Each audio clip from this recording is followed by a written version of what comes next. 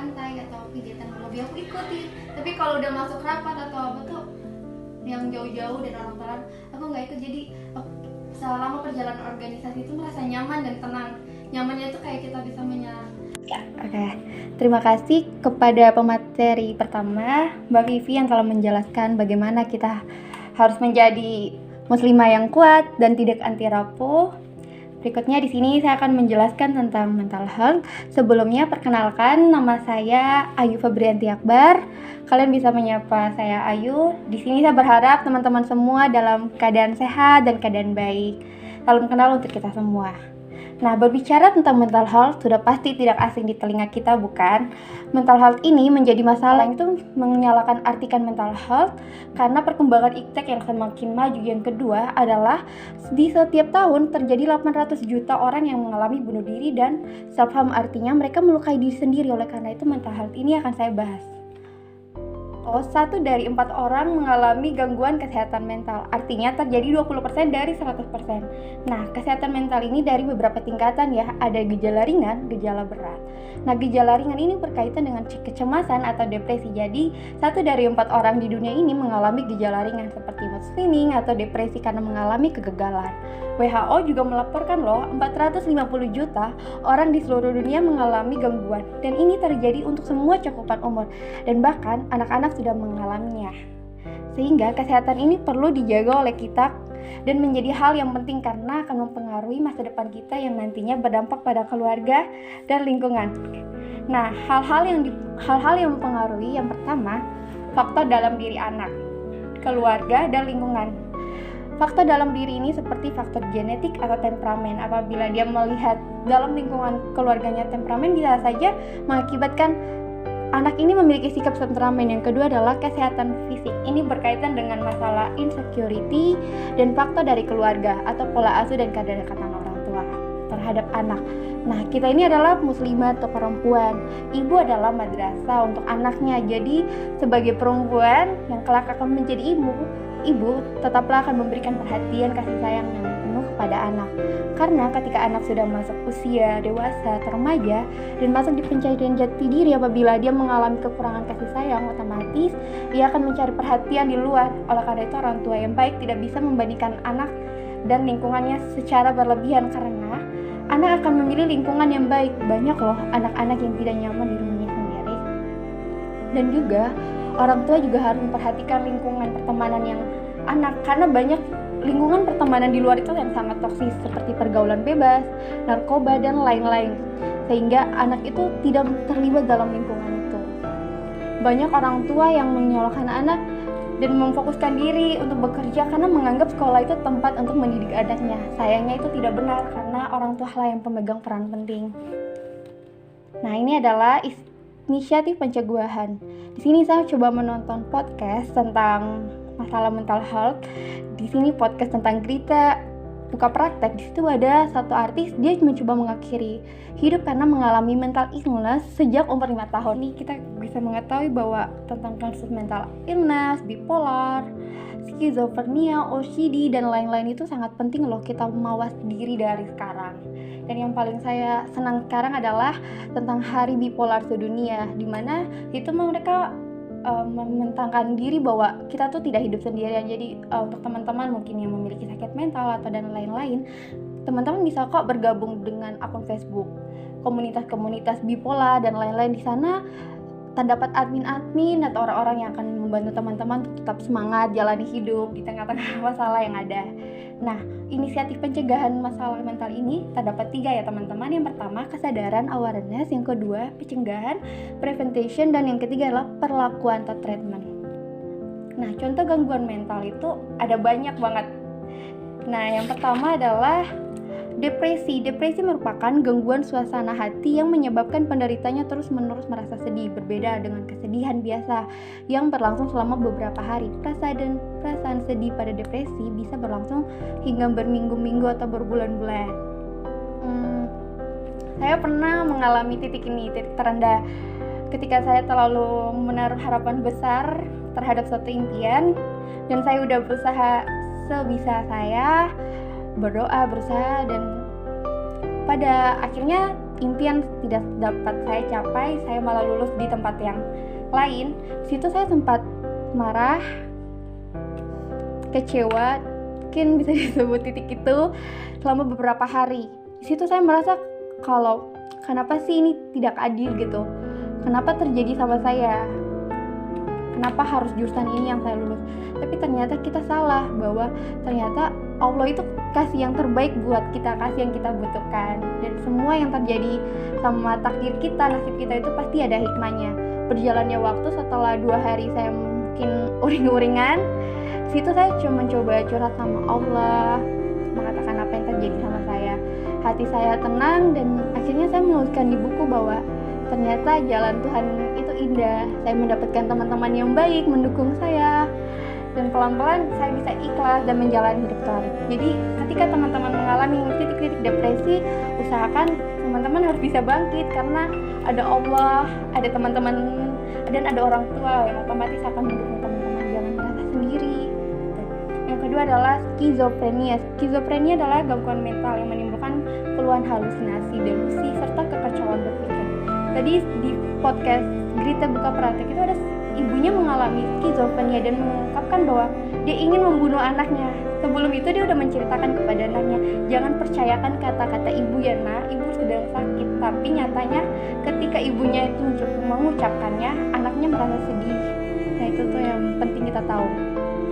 Yang berikutnya adalah gangguan kecemasan. Gangguan kecemasan ini merupakan gangguan mental yang membuat penderitanya merasa cemas dan takut secara berlebihan dan terus-menerus dalam menjalani aktivitas sehari-hari.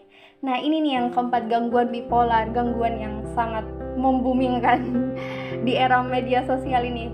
Jadi banyak banget orang yang menyalahartikan bipolar. Bipolar itu ketika kita mengalami mood swing, misalnya kita senang, tersedih, apakah kita bipolar? Tentunya tidak. Bipolar itu terjadi dalam waktu yang sangat lama, 2 minggu hingga bulanan. Kalau misalnya kita mengalami mood swing atau patah hati, atau masalah di orang tua atau pertemanan, itu kita cuma mengalami gangguan mood swing atau kecemasan, bukan bipolar. Jadi banyak orang-orang mensalahartikan. Dan juga media sosial dan perkembangan itu yang semakin maju, seharusnya kita sebagai Gen Z, generasi milenial itu harus pintar berpilah-pilah, karena media sosial itu bagaikan pisau bermata dua, memberi pengaruh positif dan pengaruh negatif. Yang kedua adalah gangguan tidur. Nah, pola tidur ini juga mengganggu kesehatan atau kebiasaan kita, contoh mengerjakan UAS hingga tengah malam, itu akan berakibat panjang menjadi kita kesulitan tidur, insomnia, mimpi buruk, atau sangat mudah tertidur.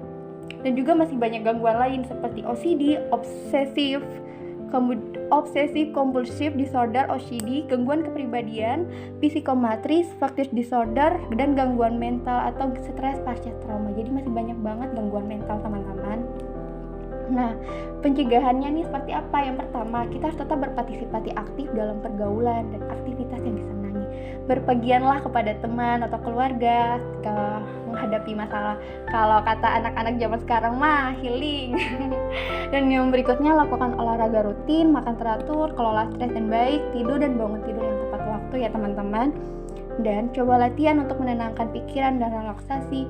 Terus kalian bisa juga kok makan makanan yang enak yang meningkatkan mood, seperti makan boba atau makan ayam bakar bersama teman-teman kalian. Dan juga jangan merokok menggunakan nafzat. Batasi konsumsi yang bersifat kafein, konsumsi obat-obatan yang diresepkan dokter apabila kalian mengalami permasalahan mental. Jadi ketika mengalami gangguan mental, pilihlah teman yang baik untuk bercerita. Apabila teman yang baik belum menyelesaikan masalah, pergilah ke psikolog.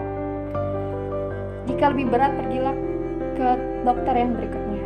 Jangan pernah menganggap kalau sakit mental atau pergi ke psikolog dan lain-lainnya itu adalah suatu aib. Tidak, teman-teman, itu adalah awal untuk kesembuhan diri kita sendiri. Dan segeralah ke dokter atau psikolog untuk menjalani screening awal kesehatan mental apabila telah muncul gangguan-gangguan awal mental. Nah, ini adalah tema yang sangat menarik tentang insecurity. Teman-teman, apakah teman-teman pernah mendengar kata insecurity? Pasti pernah mengalaminya juga, bukan? Teman-teman, insecure itu manusiawi kok. Hidup tuh nggak selalu berjalan mulus dan perasaan kita juga nggak selalu bahagia. Bisa jadi sedih, gelisah, takut, malu, nggak percaya diri atau insecure. Tapi tapi nggak apa-apa kok. Malah insecure itu harus kita jadikan motivasi. Misalnya nih, saya di suatu lingkup persekolahan, lalu saya melihat teman-teman saya yang pintar, udah berpengalaman untuk kerja, pintar menjelaskan. Kita nggak boleh insecure, tapi kita kayak, oh saya harus bisa nih ke dia. Saya meskipun dia bisa, saya belum bisa, tapi saya percaya kalau orang lain bisa, kita pasti bisa. Mungkin kita bukan jadi yang nomor 1, tapi pelan-pelan kita pasti bisa menjadi yang terbaik versi kita sendiri. Nah, berikutnya 3 penyebab umum insecure itu. Yang pertama, pasti takut gagal, tidak percaya diri, kecemasan bersosialisasi, dan merasa insecure untuk selalu sempurna. Nah, ini berkaitan dengan fisik, bagaimana orang-orang memberikan standar kecantikan sendiri-sendiri, bahwa harus putih, harus bagi badan yang bagus, harus dan lain-lainnya seperti itu. Jadi membuat orang selalu merasakan insecure, membuka sosial media insecure, melihat orang lain insecure, dan lain-lain. Sangat mengganggu. Nah, sekarang coba kita pandang insecure dari sisi agama ya. Yang pertama, dalam surat Quran surat Ar-Rum mengatakan, dan diantara tanda-tanda kekuasaannya ialah menciptakan langit dan bumi berlainan bahasa dan warna kulitmu. Sesungguhnya yang demikian itu terdapat tanda-tanda orang yang mengetahui. Quran surat Al-Hujarat ayat 13, hai manusia, sesungguhnya kami telah menciptakan kamu dari seorang laki-laki dan perempuan, dan kami menjadikanmu berbangsa-bangsa, bersuku-suku supaya kamu saling mengenal. Sesungguhnya yang paling mulia di antara kamu dan di sisi Allah ialah orang yang paling takwa, dan sesungguhnya Allah Maha mengetahui lagi Maha mengenal. Dari 2 ayat sebelumnya kita tahu bahwa perbedaan itu bukankah merupakan kekuasaan Allah. Kita kan diciptakan berbeda untuk saling mengenal, saling melengkapi, dan perbedaan itu tetap sama kok di mata Allah ketika kita sudah meninggal. Dan yang paling berbeda itu adalah ketika dia menjadi orang yang paling bertakwa. Allah tak pernah melihat bentuk rupa kok. Sesungguhnya Allah tidak melihat bentuk rupa dan harta kalian, tapi yang Allah lihat adalah hati kalian yang baik dan bagaimana kalian memberi amal kepada orang lain, bersedekah. Oleh karena itu kita berusaha untuk tidak takut terhadap penilaian orang lain terhadap kita, karena kita berharga. Dan sesungguhnya yang terpenting dan paling dilihat Allah adalah isi hati dan amal ibadah kita. Menjadi wanita soleha adalah lebih baik dunia adalah perhiasan, dan sebaik-baik perhiasan adalah wanita soleha. Soleha adalah definisi cantik yang sesungguhnya, teman-teman. Dan bersyukur adalah kunci utama loh menghadapi insecure, karena di balik kekurangan yang Allah berikan kepada kita tentunya banyak kelebihan.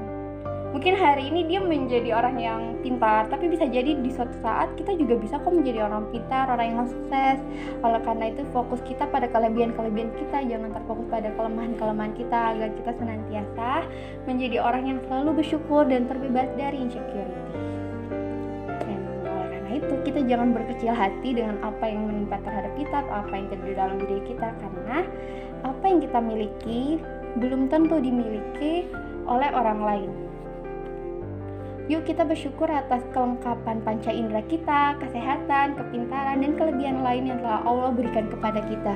Kita bersyukur dan manfaatkan itu semua untuk kebaikan dan kemaslahatan diri kita sendiri, keluarga, masyarakat, atau lingkungan sekitar kita. Take care you of mental health. Yang pertama, terbukalah kepada seseorang. Usahakan jangan pikiran itu yang menguasai kamu, tapi kamu yang menguasai pikiran itu. Yang kedua, lakukanlah sesuatu untuk orang lain. Kelola stres dengan baik dan selalu beristirahat. Suratku untuk kalian semua, kalian harus tetap semangat. Untuk alasan apapun itu, kalian pasti bisa melewatinya, oke? You must believe. Kalian harus percaya apa yang kalian lakukan gak akan melampaui batas kemampuan. Allah sudah memberi yang cukup kepada kalian dan kalian pasti bisa melewatinya. Karena Allah takdirkan kalian untuk melampuinya, itu jawabannya. Dan terkadang kita merasakan hidup ini berat, jalani dan terima dengan ikhlas. Kita bisa dan kita mampu melewati rintangan dan tantangannya, yang bahkan kita tak mampu loh dilalui oleh orang lain.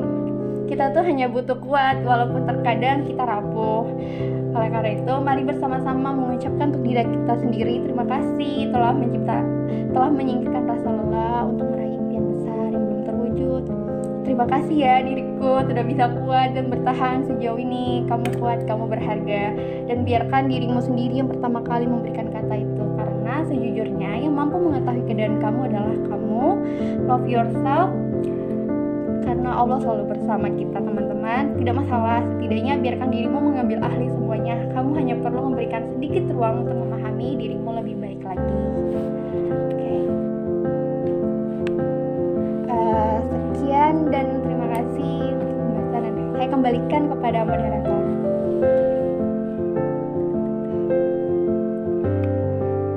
Masya Allah ya, kita sudah sedikit banyak ya, bukan sedikit lagi tapi